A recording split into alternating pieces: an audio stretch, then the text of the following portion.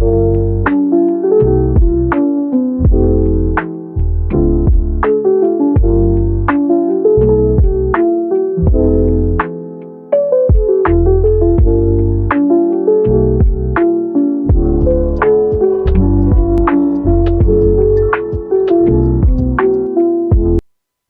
à tous, bienvenue. Bienvenue au premier congrès international de fasciathérapie. C'est impressionnant de vous voir tous ici, je suis ravie. C'est un grand plaisir de pouvoir vous accueillir tous ici présents. On voit que notre proposition a suscité beaucoup d'intérêt. C'est une vraie fierté, on est ravis. C'est déjà très émouvant de vous voir tous là. Je crois que c'est pas si fréquent qu'un congrès ces dernières années qui porte sur le fascia ait réuni autant de monde, hein, puisqu'on est en tout, je crois, entre 500 et 600 personnes. Donc bravo à vous. Avec comme voie de axe directeur d'étudier le vivant. Hein. Donc ça, je crois que ça va être une ligne directrice.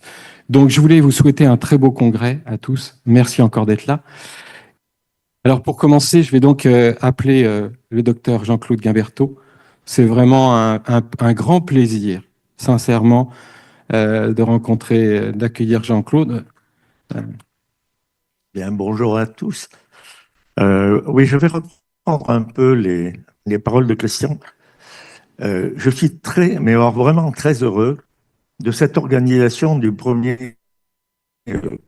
Ça fait des années que j'en ai parlé à quelques-uns, mais comme ça, mais je trouvais bizarre qu'en Europe, on ne soit pas capable de réunir tous les gens intéressés justement par l'organisation de la matière. Et je vois que ça y est, il y a une belle initiative, et cette initiative, il faut qu'elle se continue. Il faut qu'elle se continue dans le temps. Il faut qu'elle garde cet aspect de recherche scientifique, parce que je pense que c'est un des seuls moyens de rapprocher le monde universitaire du monde du fascia, et en fait les réunir tous les deux pour finalement traiter et exercer notre métier, qui est le métier de soigner les autres. Donc je crois que on revient toujours à cette irrégularité du tissu conjonctif. Et puis vous avez la mobilité du tissu conjonctif. Et puis, dernier point, vous avez la fractalisation du tissu conjonctif, c'est-à-dire que de grandes fibres vont vous donner de plus petites fibres qui elles-mêmes vont vous donner d'encore plus petites fibres fibrillaires. Et un jour, j'ai observé à ce niveau un mouvement de fibres, voyez, et un mouvement et un écartement des fibres. C'est-à-dire que la fibre qui était là, soumise à une toute petite contrainte que je ne contrôlais pas, s'est mise à se diviser. Vous voyez, elle était là, et puis petit à petit, elle bouge, et puis elle s'écarte. Ce fut la première fois où j'ai observé un mouvement.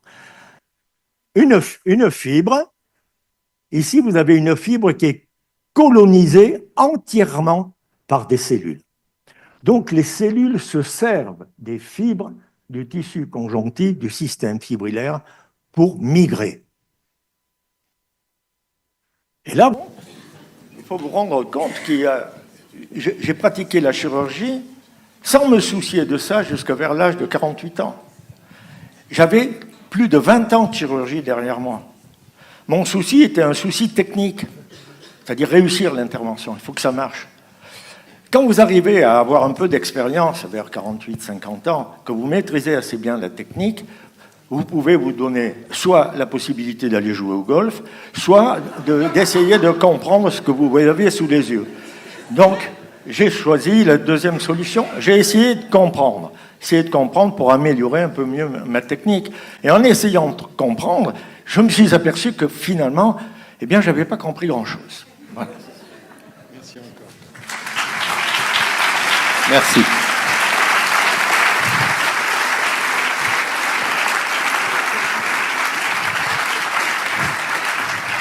Maintenant, on va accueillir notre deuxième intervenante, tout aussi brillante. Donc, on est très heureux d'accueillir la docteure Laure Zago.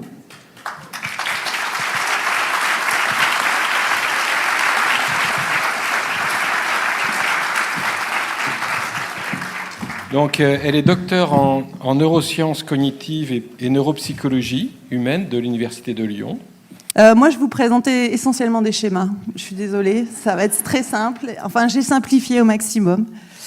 Avant de commencer, je souhaite remercier Fascia France et Madame Serre de m'avoir invité à ce premier congrès de fasciathérapie. Merci beaucoup. Je tiens également à remercier chaleureusement le docteur Christian Coureau, mais aussi docteur Isabelle Bertrand, de m'offrir l'opportunité de vous parler des recherches que je débute sur l'étude des thérapies du toucher sur le fonctionnement cérébral. C'est de vous démontrer que le toucher, mais est-ce vraiment nécessaire de vous le démontrer à vous, fasciathérapeute? Je ne suis pas sûre. Mais en tout cas, de vous démontrer par des arguments neuroscientifiques que le toucher, qui est souvent perçu comme un acte simple, est en réalité un puissant modulateur du système nerveux, il est capable d'influencer la perception de la douleur, de modifier la perception et la sensation des émotions, de modifier le stress, mais aussi le fonctionnement cérébral. Mais il est essentiel de promouvoir des recherches transdisciplinaires, d'ancrer ces pratiques dans des référentiels de santé publique et de dépasser le clivage entre médecine biomédicale et les approches corporelles fondées sur l'expérience. Merci.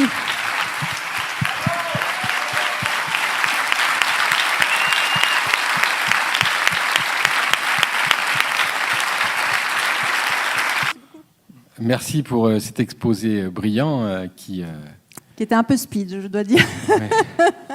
Ouais. Il y a tellement de choses à dire sur, oui. Sur le toucher qu'on pourrait passer un peu plus de temps, c'est évident.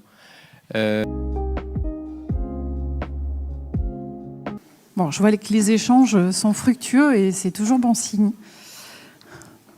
Je vais la présenter comme si je la connaissais pas, mais ça fait quand même plus de 20 ans. Elle est docteure en sciences sociales, chercheure au CERAP et professeur invité à l'UFP. Elle est également directrice de TMG Concept, organisme de formation en fasciathérapie, et bien évidemment formatrice.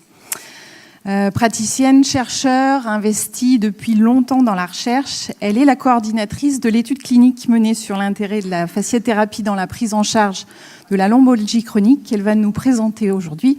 Je vous demande d'accueillir Isabelle Bertrand.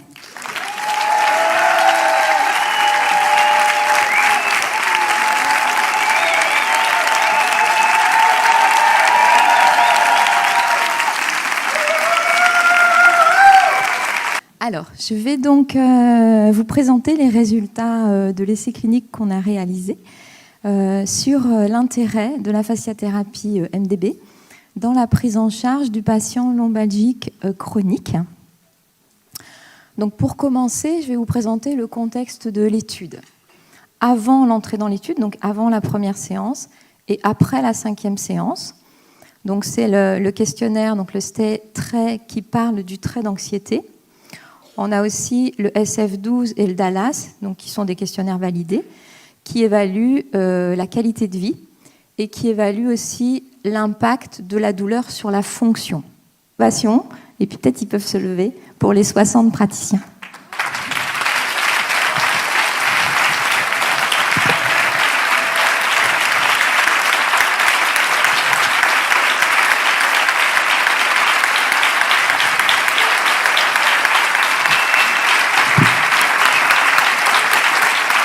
Merci.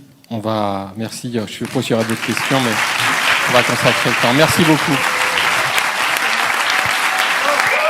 On va accueillir maintenant Aurélie Porcheron. On va continuer dans la recherche clinique, mais on va aller vers le bien-être, puisque Aurélie va nous présenter des travaux de recherche sur le toucher, qui vont être proches de ce qu'a évoqué Laure, je crois. Et elle développe des programmes de recherche sur l'influence des cosmétiques sur la peau, et maintenant à la place du toucher sur le tissu conjonctif, je crois, la peau, et le bien-être intérieur. Et elle est donc responsable de projet de recherche en neurosciences au sein du département recherche et innovation de la maison de Chanel Parfum Beauté. Bonjour à tous. Voilà. Et surtout très honorée d'avoir été invitée à faire cette présentation aujourd'hui auprès de vous tous. Vous êtes une audience effectivement qui ne m'est pas familière parce que vous l'avez compris, mon champ d'application ce sont les cosmétiques. Mais finalement ce champ des cosmétiques est quand même assez lié au domaine du soin et de la santé parce qu'on recherche dans tous les cas d'apporter du bien-être aux personnes. Avant d'essayer d'apporter des éléments de réponse à cette question en vous présentant des résultats de nos travaux de recherche, la fasciathérapie nous a intéressés par ce toucher particulier, la manipulation des fascias, et parce que la fasciathérapie offre une approche holistique pour prendre soin du corps, donc la dimension physique, et de l'esprit, donc la dimension psychologique. Donc, ce qu'il faut retenir, c'est qu'on a fait des mesures avant-après massage lors du premier massage, et on a fait ensuite aussi des mesures avant et après le dernier massage. Donc,